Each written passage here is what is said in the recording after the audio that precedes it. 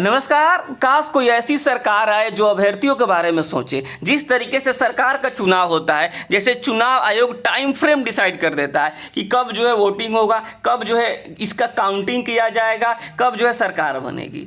लेकिन जब आता है जो है सरकारी भर्तियों का, तो इसमें कोई टाइम फ्रेम नहीं होता है कि कब जो है आपका एग्जाम्स होंगे, कब जो है स्कोर कार्ड जारी किया जाएगा, कब जो है आपकी नियुक्ति कराई जाएगी। तो ऐसी कोई सरकार बने। देखिए, चाहे वो एनडीए की सरकार हो, चाहे वो महागठबंधन की सरकार हो, आपके लिए नियम वही रहने वाले हैं जिस नियम में जो है कोई टाइम फ्रेम की बात नहीं कही गई है।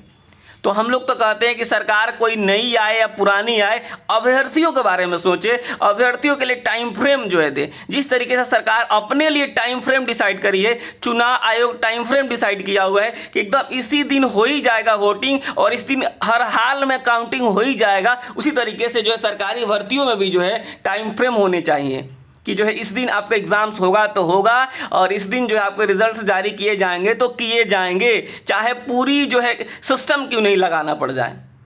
तो जो इस तरीके से जो है कोई जो है ना ही घोषणा करता है और ना ही इस पर कोई अमल करता है। हालांकि जो है जो चल रहा है हम उसके ऊपर बात करेंगे। और आज जो है आपको पता है बिहार में जो है चुनाव हो चुके हैं, अब आज काउंटिंग हो रहा है। आपको क्या लगता है किनकी सरकार बनने जा रही है, आप कमेंट बॉक्स में ज़रूर बताइएगा। हम बात करेंगे सारी भर्तियों के बारे में, चाहे वो ड्रेसर का हो, स्टाफ नर्स का हो, ट्यूटर का हो, ओटी, एक्सरे, ईसीजी हो, लैब टेक्नीशियन हो, फार्मासिस्ट हो, डेंटिस्ट हो, सबके बारे में हम बात करेंगे। ठीक है, तो ये सारी चीज़ें हैं। आप समझ लीजिए कि जो है बीटीएससी ने नोटिस जारी करना भी शुरू कर दिया है। जैसे खबर निकल कर आ रही थी कि चुनाव के बाद से जो है अब ये सारी प्रक्रियाएँ जो है शुरू हो जाएगी। और आपको बताया फ्राइडे, सैटरडे, संडे, मंडे से जो है सारा काम शुरू होगा। तो यहाँ पे देखिएगा किसका होगा राज तिलक, ये तो होते रहेगा। हम चलते हैं जो है बीटीएससी के नोटिस के तरफ।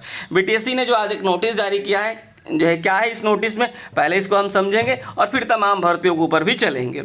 स्वास्थ्य विभाग बिहार पटना के अंतर्गत ट्यूटर के पद पर चयन हेतु प्रकाशित विज्ञापन संख्या 24/2025 के अंतर्गत 22/8/2025 को एग्जाम्स हुए थे, यानी 22 अगस्त को एग्जाम्स हुए थे। सोचिए 22 अगस्त को एग्जाम्स हुआ है और आंसर की इनको जारी करने में इतना समय लग गया। और 17 तारीख से लेके 20 तारीख तक आप आंसर की चेक कर सकते हैं। अगर आपको लगता है कि किसी क्वेश्चन का आंसर गलत है तो आप उसको जो है यहाँ पे जो है क्लेम कर सकते हैं। ठीक है, ऑनलाइन पोर्टल पर आप आपत्ति दर्ज करा सकते हैं।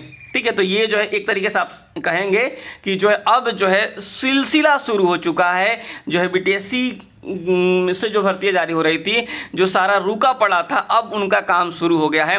सबसे पहला नोटिस जारी किया गया है ये जो है ट्यूटर को लेकर के। ठीक है, ट्यूटर को लेकर जो आज के ही डेट में नोटिस जारी किया गया है, 17 से लेकर के 20 तारीख तक जो है आप सारा जो है ये चेक कर सकते हैं कितना क्वेश्चन सही हो रहा है, क्या है। अगर किसी का गलत है तो आप उसको जो है क्लेम कर सकते हैं, आपत्ति दर्ज करा सकते हैं। ठीक है, तो ये ट्यूटर के लिए अच्छी खबर है। अब हम आ जाते हैं अन्य भर्तियों के ऊपर और सबसे पहले हम बात कर लेते हैं। देखिए जो भर्तियां चल रही है, जैसे कि यहाँ पे देखिएगा जो भर्तियां चल रही है, जैसे कि स्टाफ नर्स की भर्ती के बारे में सबसे पहले बात करते हैं। देखिए स्टाफ नर्स की जो भर्ती है, इसमें आपको पता है स्कोर कार्ड आना बाकी है। ठीक है, स्कोर कार्ड आना बाकी है, इसका तो आंसर की जारी हो गया था। स्कोर कार्ड आना बाकी है और साथ ही साथ इस भर्ती के ऊपर केस भी चल रहा है। एक केस किया गया था सुप्रीम कोर्ट में, उस केस को जो है वापस ले लिया गया है जूली कुमारी के द्वारा। लेकिन अभी भी हाई कोर्ट में 2 केस चल रहा है, एक जूली कुमारी का और एक रिंकू कुमारी का। तो मैं इन दोनों से रिक्वेस्ट कर रहा हूं कि आप लोग प्लीज जो है जल्दी से इस केस को खत्म करवाइए, ताकि जो है इधर बीटीएससी अपना काम शुरू करे तो इधर केस के चलते जो है भर्ती डिले ना हो। क्योंकि आपको पता है अब स्कोर कार्ड जारी होगा, कब जारी होगा, तो जो है ये मंडे से जो है इसमें आपको अपडेट देखने को मिलेंगे। अगला वाला जो हफ्ता है, अभी तो ये हफ्ता जो फ्राइडे हो गया, सैटरडे, संडे, ये तो चुनाव में निकल गया। अगले जो हफ्ते में आपका स्कोर कार्ड जारी हो सकता है। किसका? स्टाफ नर्स का। क्लियर है ये चीज़ें?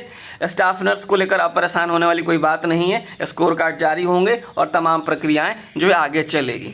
राहत वाला खबर ये था कि सुप्रीम कोर्ट में जो केस गया था उसको रिटर्न ले लिया गया है, वापस कर लिया गया है। अब देखिए, अब हम आ जाते हैं ड्रेसर के ऊपर। देखिए जो ड्रेसर की भर्ती, आप समझिएगा ड्रेसर की जो भर्ती है बहुत चर्चित भर्ती आप इसे कह सकते हैं कि कोई 15-20 सालों के बाद ये भर्ती आई 3326 पदों के लिए। और जो है इसमें स्कोर कार्ड जारी होना बाकी है। स्कोर कार्ड जो जारी होगा नॉर्मलाइजेशन के साथ क्या होगा, स्कोर कार्ड जारी होगा। नॉर्मलाइजेशन में कई लोगों के नंबर बढ़ेंगे, कई लोगों के नंबर घटेंगे। 2-4 नंबर आपके बढ़ भी सकते हैं, प्लस भी हो सकते हैं और माइनस भी 2-4 नंबर हो सकते हैं। तो ये जो चीज़ें होगी उसके बाद से जो आपका स्कोर कार्ड जारी किया जाएगा। यानी अब जो है आपका भी, ड्रेसर का भी अगला जो हफ्ता होने वाला है आपके लिए निर्णायक होने वाला है। अगले हफ्ते में आपका स्कोर कार्ड जारी हो सकता है और स्कोर कार्ड जारी होने के बाद से जो आप बिल्कुल आश्वस्त हो जाएंगे कि हम क्वालिफाइड हुए कि नॉट क्वालिफाइड हुए, क्योंकि अभी जो आपका नंबर आ रहा है वो बिना नॉर्मलाइजेशन का आपने चेक किया है आंसर की में। अभी नॉर्मलाइजेशन होगा और नॉर्मलाइजेशन के बाद ही जो है आपका जो है पता चल पाएगा कि जो है कितना आपका नंबर बन रहा है, घट रहा है कि बढ़ रहा है। नॉर्मलाइजेशन होने के बाद से स्कोर कार्ड जारी हो जाएगा और स्कोर कार्ड जारी होने के बाद से जो है आप जो है स्क्रूटनी होगा, इसमें स्क्रूटनी होगा, सर्टिफिकेट्स देखे जाएंगे और स्क्रूटनी में जो है आपको जो है क्लेम करने का मौका दिया जाएगा, ऑब्जेक्शन करने का मौका दिया जाएगा। उसके बाद से जो है डॉक्यूमेंट वेरिफिकेशंस होंगे और डॉक्यूमेंट वेरिफिकेशंस के बाद सीधे आपकी ज्वाइनिंग होगी। तो ये है ड्रेसर का प्रोसेस। अब हम बात कर लेते हैं यहाँ पे कि जो है ड्रेसर के बाद से जो है एक भर्ती आती है ओटी, एक्सरे और ईसीजी का। ओटी, एक्सरे, ईसीजी वाले का देखिए इनका क्या है, ये जो है काफ़ी लंबे समय से इंतजार कर रहे हैं। इनका एग्ज़ाम्स हो चुका है, आंसर की जारी हो गया, स्कोर कार्ड जारी हो गया, लोग क्वालिफाइड हो गए। अब जो बातें यहाँ पे क्या निकल के आई कि ऐसा जो है कि कुछ ऐसे जो इंस्टीट्यूट हैं जिनकी मान्यता नहीं है या फिर जो है अन्य जो है पॉइंट्स डाले गए हैं जो कि मान लीजिए किसी ने ओपन से किया है या फिर जो है और भी चीज़ें उसमें दी गई है। पूरा का पूरा जो है एक तरीके से आप कहेंगे नोटिस बाहर आ चुका है और उस नोटिस के हिसाब से बहुत सारे लोग इसमें बाहर हो सकते हैं। ठीक, अब जो है आपको मैं बता दूं अगले हफ्ते में आपके लिए भी नोटिस जारी होगा।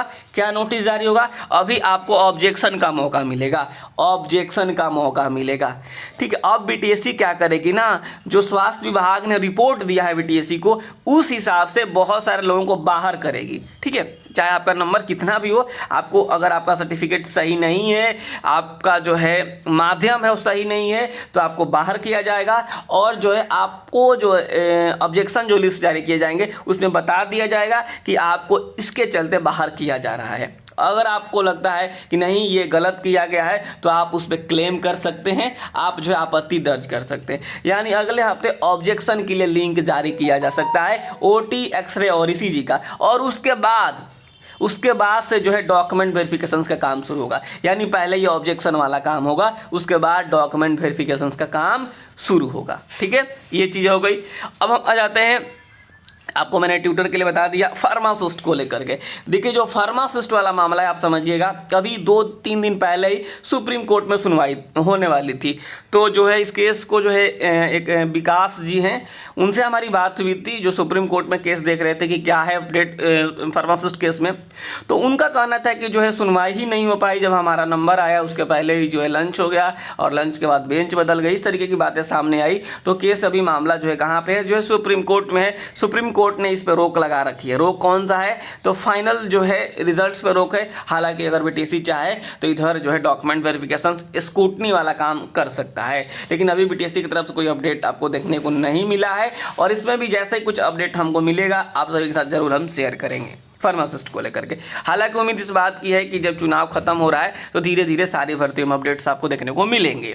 ये फार्मासिस्ट हो गया। लैब टेक्नीशियन को लेकर हमने एक वीडियो बनाई थी कि अब तो चुनाव खत्म हो गया, आचार संहिता भी खत्म हो गए, क्योंकि आज के बाद से सारा चीज़ फ्री हो जाएगा। तो आप लोगों से हमारा अनुरोध है कि 10-15 लोग आपका जो ग्रुप हो आप पहुंचिए और आप खुद से थोड़ा सा एफर्ट लगाइए, इसमें हाई कोर्ट में जाकर आवेदन दीजिए और आवेदन देकर इसमें सुनवाई करवाइए। सुनवाई करवाने के बाद से ही जो है आपको जो है आपका एग्ज़ाम्स हो सकता है, क्योंकि जो 610 सीट वाला मामला था उसको सरकार ने ऑलरेडी क्लियर करा दिया है। क्योंकि 2-3 मैंने वीडियो बनाई थी 1 हफ्ता पहले, उसमें हमने पूरा आपको बताया था कि जो कि धीरज जी ने सारी चीज़ें बताई थी किस तरीके से जो है आपको काम करना होगा, तो आपका जो है काम जल्दी हो जाएगा। अगर किसी ने वीडियो नहीं देखा हो तो आप ज़रूर देखिए और उस हिसाब से आगे बढ़िए। ये लैब टेक्नीशियन को लेकर हो गया, फार्मासिस्ट को लेकर हो गया, जो है स्टाफ नर्स को लेकर हो गया, ड्रेसर को लेकर हो गया, ओटी, एक्सरे, ईसीजी को लेकर होगा। अब आता है एक डेंटिस्ट वाला मामला।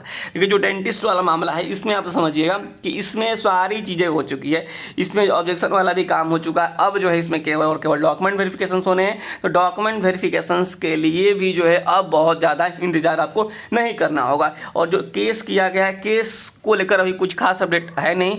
जो इस केस से संबंधित जो लोग हैं, जैसे डॉक्टर अनाउल हक जी है, उनसे हमारी बात होती रहती है। तो अभी उन्होंने केस को लेकर कोई अपडेट दिया नहीं है। तो हालांकि केस एक तरह से चलते रहेगा, 50% ही रिजर्वेशन वाला है।